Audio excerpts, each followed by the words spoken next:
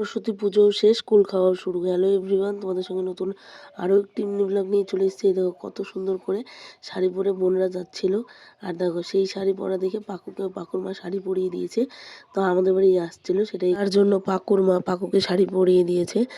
পাকুকে কেমন লাগছে প্লিজ একটু কমেন্ট করে জানিও। আর এই যে দেখো পুজো দিয়ে সবেমাত্র এসছে, এসেই কুল গাছ থেকে কুল পাড়া শুরু করে দিয়েছে। মানে পুজো শেষ, কুল খাওয়া শুরু।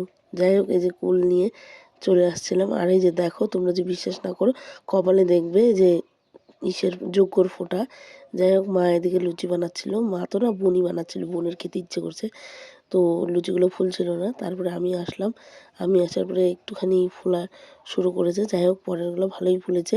তো আমি একটা খাচ্ছিলাম, খাওয়ার পরে যাবো হলো পুজোর এখানে প্রসাদ বানাতে। যদি আমার ভিডিও ভালো লেগে থাকে প্লিজ লাইক কমেন্ট শেয়ার এবং সাবস্ক্রাইব করতে ভুলো না। দেখা হচ্ছে অন্য কোনো ভিডিওতে। Bye, tata.